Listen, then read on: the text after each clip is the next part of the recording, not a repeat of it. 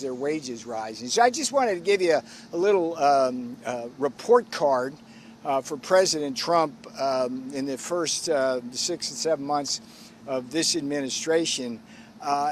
Glowing reviews here. Let's start with the amount of jobs we've created. 2.5 million jobs since President Trump took office for American-born citizens. That's truly remarkable. One of the craziest things you saw during the Biden regime when we had the influx of illegal aliens is we lost millions of jobs for Americans, and the job growth was primarily among the illegal alien population, as reported by the Department of Labor and Commerce. It was truly stunning. We've reversed that trend. Now, one of the most important metrics for workers, and the one I follow the most closely, is whether real wages are rising, which is to say whether the wage growth is outpacing inflation. During the Biden regime, you had 26 straight months where inflation rose faster than wages. That's just death knell for blue-collar workers. So far, we're up 1.4% annually, second fastest in American history. And every single month, real wages have gone up in the Trump administration. Inflation is trending below 2%. So that's an incredibly stellar performance. What else can I tell you? Well, if you look at the big, beautiful bill, here's what's coming. We're going to have an average of $15,000 tax cuts for blue-collar and middle America. That's a good deal. We're going to have $63 billion in benefits for no tax on overtime for seniors. The no tax on tips, no tax on overtime is going to mean $1,500 a year more in the pockets of service workers. So that's a really big deal. And the last thing I'll tell you in terms of the statistics, $8 trillion have come into this country in terms of pledged investment. And why is that important? From an economist's point of view, I can tell you that when you have investment, you have an increase in productivity, and productivity increases is the key to wage increases. So the future is very bright. Now, let's shift gears a little bit. I know you want to ask some questions about the court decision on Friday. I heard one of your colleagues talking about that to the world. This case is arguably the single most important economic case that has ever come before the Supreme Court.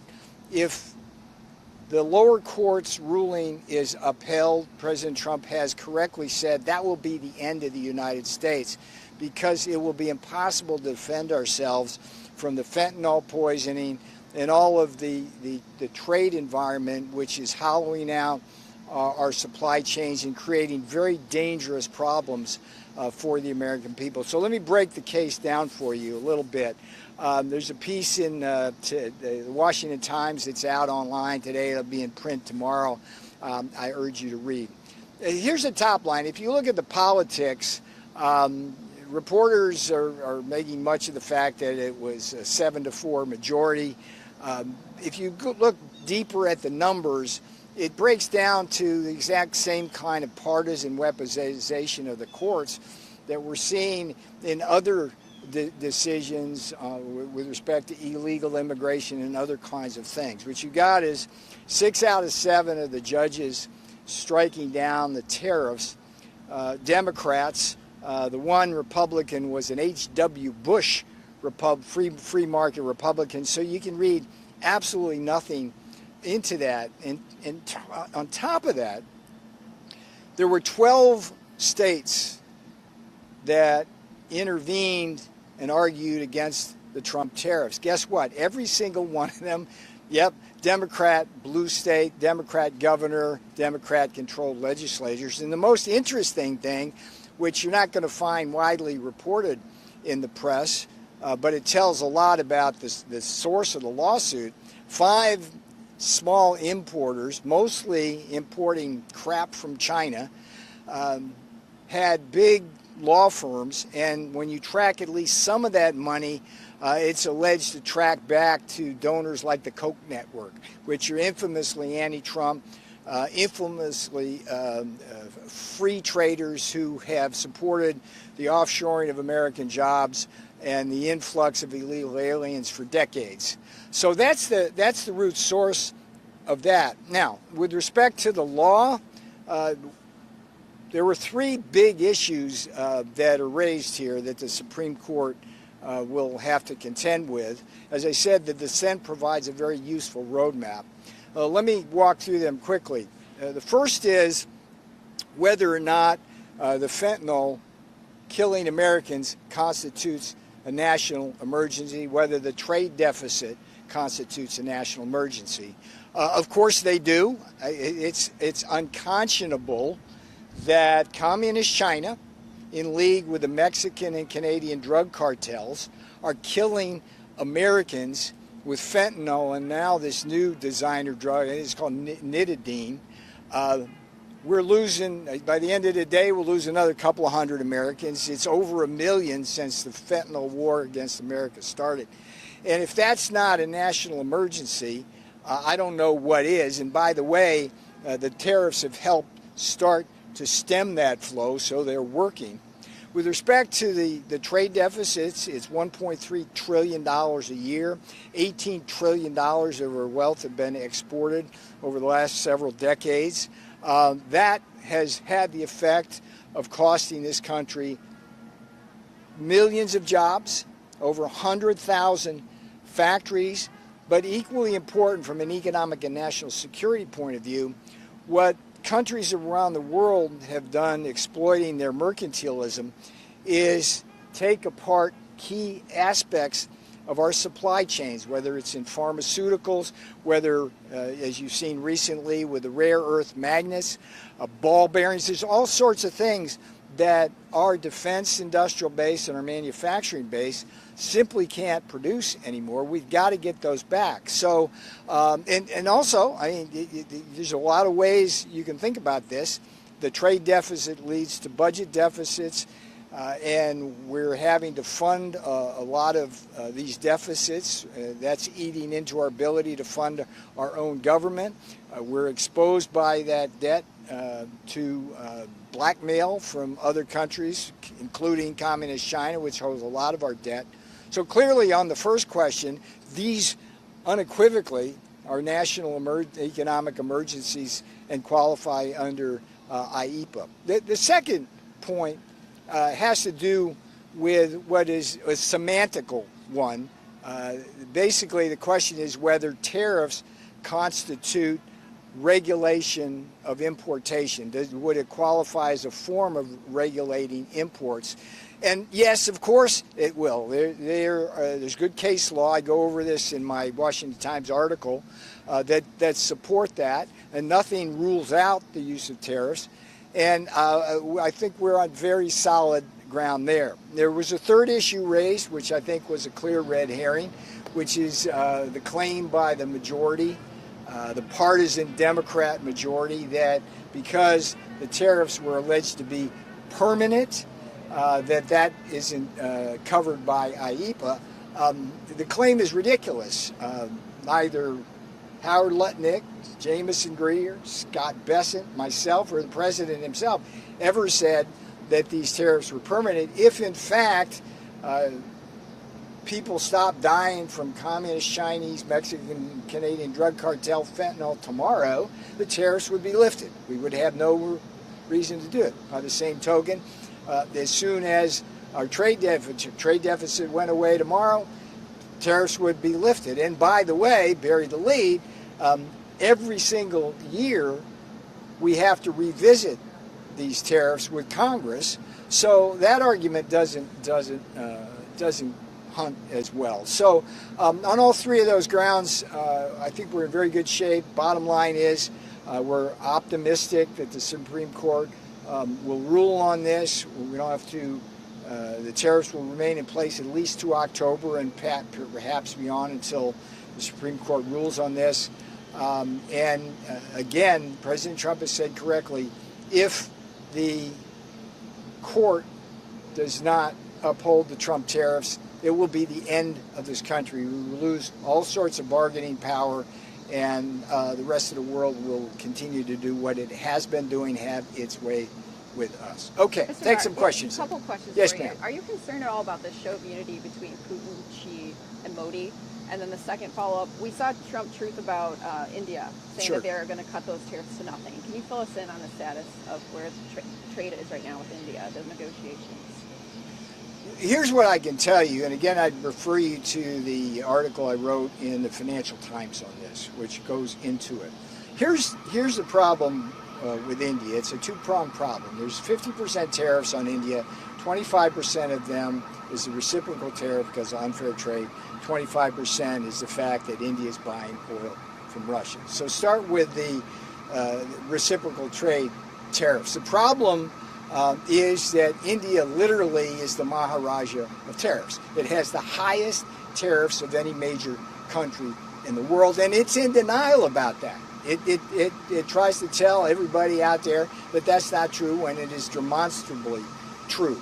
So they should engage with us. They haven't done that as Japan, Korea, the Philippines, Indonesia, the European Union has. They simply think they continue having their way with us. President Trump's not going to allow that. Now, with respect to the tariffs, the 25% tariffs on India's buying oil from Russia, this is an incredible situation.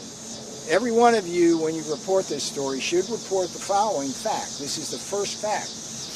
India, for all practical purposes, did not buy any oil to speak of from Russia before Russia invaded Ukraine in February 2022. How many of you knew that?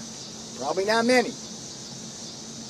The way this oil trade worked is once Russia invaded and they were figuring out ways around to sell their oil, Russian refiners went to refiners in India, got in bed with them. Some of them actually helped produce right in India now.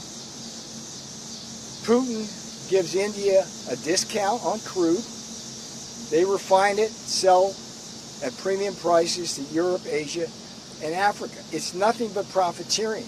India cannot stand on the thin reed that somehow they need this oil to run their cars or cool their homes. It's false, just simply false. And so here's how this works. This is the crazy math of this for the American people. Listen to me carefully here. India charges the highest tariffs in the world, has the highest non-tariff barriers. So they export a bunch of stuff to us. We can't export to them. Our workers and our businesses get hammered by India. India then uses the money we give them, buying their exports, to buy Russian oil. The Russians use the money from the Russian oil to build more bombs and weapons and drones to kill Ukrainians. And then the Ukrainians come to us in Europe to ask for more money from our taxpayers to pay for that. That's crazy. So the road to peace in many ways runs at least partly through New Delhi. It's time for Modi to step up. I have great respect for Modi. I love the Indian people. It was a shame to see Modi getting in bed as the leader of the biggest democracy in the world with the two biggest authoritarian dictators in the world, in Putin and Xi Jinping. That doesn't make any sense. I'm not sure what he's thinking, particularly since India has been in a Cold War and sometimes a hot war with China for decades. So we hope that the Indian leader comes around to seeing that he needs to be with us in Europe and Ukraine and not with Russia on this, and he needs to stop buying the oil. Okay? So then why not impose those secondary sanctions on China, which is a massive purchaser? Well, that's a separate issue. I would just remind you that we have now 50% tariffs on India. How much do we have on China? Well, How much do we have on China? What's that? 30%. No, it's over 50% total on China. Well, yeah, Okay, so the question is, yeah, how much more can you do? And there's a lot of things going on there. So I think that this issue is complex, but at a minimum, India's got to stop doing it. You got a follow-up now? Go Yeah, here. well, back to my first question about the Who you show. with, by the way? I'm Kit with the pool today. Oh, gotcha. Yeah. Okay. I first asked about the show of unity between Xi, Putin, and Yeah. Modi. Yeah, Are you concerned it's at all troublesome. about that? It's troublesome. India is the biggest democracy in the world by population. Historically, India has been in a Cold War with communist China for decades. China has funded Pakistan's military. China helped Pakistan develop its nuclear weapons. China has invaded India repeatedly, particularly in a place called Aksai Chin. I don't know if you're aware of that area, and actually has taken territory from India and still holds it. The Chinese patrol now far into the Indian Ocean and are challenging Indian sovereignty in the Indian Ocean.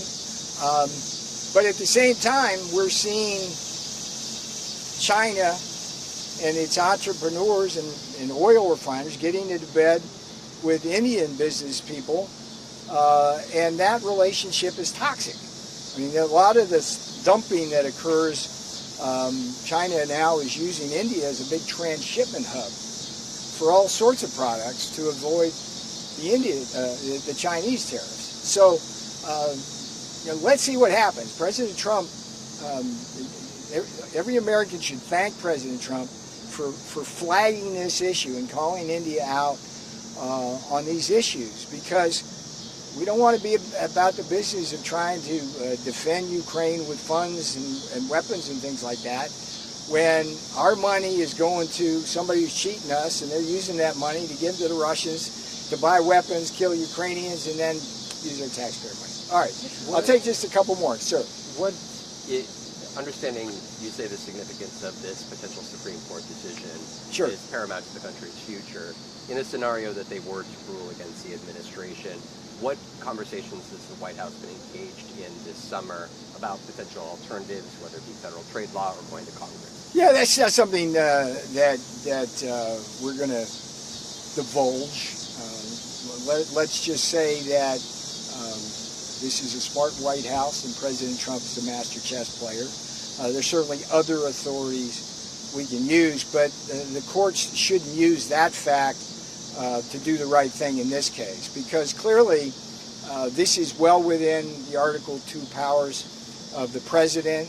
He's demonstrated through the use of this power just how effective it can be. I mean, it's like the most incredibly effective negotiating tool that we've ever seen a president wield. So again, let's see what happens. Have Speaker Johnson and Leader Thune been engaged? I have no insight on that. I'm sure that's the case. My job is apropos Labor Day, is to make sure I'm doing the best I can to help the boss create jobs for blue-collar America. Yes, ma'am. The de down minimis here. trading, the de minimis Yes, trading de minimis. has now been closed, and you have shippers from Asia and Europe Yes. who have canceled shipments to the U.S. So what is your message to Americans who see canceled orders, delayed shipments, and higher prices? Well, you're assuming that all that's true. Look, the de minimis loophole is insane. No country in the world has an $800 limit where anything can come in below $800. You don't even look at it, and you don't collect tariffs on it. That's crazy stuff. I mean, the fact that Congress allowed that to happen to begin with under the heavy lobbying of the online brokers like Amazon and eBay and Alibaba and stuff like that, that never should have happened. We closed that. Now, here's what Americans should be feeling now. Gratitude for President Trump, because this de minimis loophole has been one where counterfeits and pirated goods are coming in. It's the single highest source of narcotics and fentanyl being smuggled across the borders. Okay, if you understand how this works, it's like these small packages. They don't register them. They don't tell us what it's in. They just come in. Nobody looks at them. And guess what? I could fit enough fentanyl on the tip of my finger to kill all of you in about 10 seconds. Okay, that's how powerful that stuff is. So this is a good deal. It's going to raise tens of billions of dollars every year, just closing that loophole. Congratulations to President Trump. It's just another way of celebrating Labor Day. Because it's like when I was in the first year, I'll give you a little background. There was, I was over there in my office, right on the corner there. Mighty Mug came to me early in the administration. And it's an American company, and they're telling me about how they were trying to sell their Mighty Mugs, right? And they were having trouble because China could send these things in. They'd steal a design, send them in. They'd send them in through de minimis. And the way de minimis interacted with our international postal system, they could send a mug for half the price. Then Mighty Mug could send to the house next door. Okay, that's how screwed up that is. So we fix it. I'll take one more. You've been patient, ma'am. Yeah, thank you. And you're with? I'm with News Nation, Hannah Brown with News Nation. Okay, great. Businesses have basically been saying from the start of this tariff discussion that uncertainty is the worst part for them. Are you afraid that these court indecisions basically cause uncertainty? Well, they've been saying that, but they haven't been acting that. I mean, we've had a tremendous influx of investment. We've seen. Here's the most important thing to understand about tariffs. There's three parties that can distribute the tariff burden, right? Not two. The media likes to say, well, it's either going to be American consumers or American businesses that are going to bear the burden of the tariffs. But in fact, the third party is the one that actually does it. That's the foreigners who export to us. And so what we observed in the first term, when people were saying the same thing about uncertainty and inflation and all that, we observed very clearly that the countries that rely most heavily on us, the most export-dependent economies, like China, like India, like Europe, like Vietnam, like Indonesia, like Malaysia, like Thailand, all of these countries we run massive deficits with, they had no choice other than to lower their prices when we raise our tariffs. And so we don't see inflation coming in. Look, the domestic industry, the businesses are elated with the protection we're giving them across the board. On Labor Day, let's celebrate the revival now of our steel and aluminum industries, which the tariff has helped. So you've all been patient. Sorry, don't you see that as a gamble the administration is taking, that the burden won't fall on businesses and American consumers? It's not a gamble. It's economics, and we know where the burden goes. I mean, the problem is when you ask me that question, if you were asking me the question in 2018 after we put the China tariffs in, I'd have to speculate as an economist. But the problem is now, for those who make that criticism, was we have the data. It just didn't happen. China ate the whole damn thing. And they're going to do it again, just like all these other countries are going to do it. And it's just a beautiful thing for the American people. America, we love you here at the White House. Happy Labor Day. And I'll be back tomorrow or the next day. Peter Navarro, President Trump's top trade advisor, spoke to reporters outside the White House, addressing recent global trade developments and U.S. economic strategy. He commented on the growing alignment between Indian Prime Minister Narendra Modi and Russian President Vladimir Putin, expressing concern over India's continued purchases of Russian oil despite mounting international pressure. Navarro emphasized that such actions complicate U.S. efforts to maintain fair trade practices and secure American economic interests. He explained that India's current trade approach creates a twofold challenge for the United States.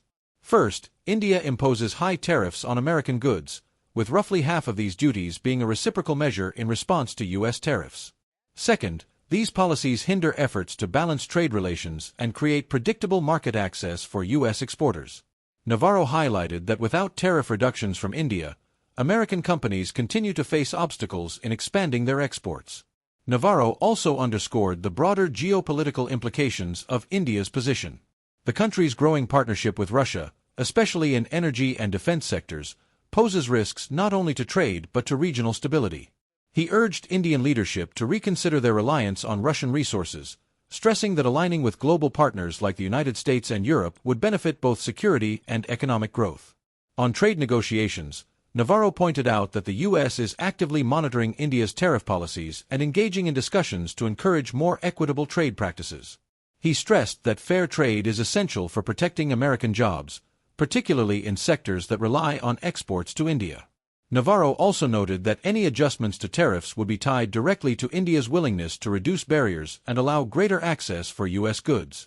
In conclusion, Navarro framed the issue as a matter of both economic strategy and international diplomacy. He emphasized that the United States remains committed to defending its trade interests, ensuring American businesses can compete fairly abroad, and encouraging allies and partners to make decisions that support global stability and economic balance.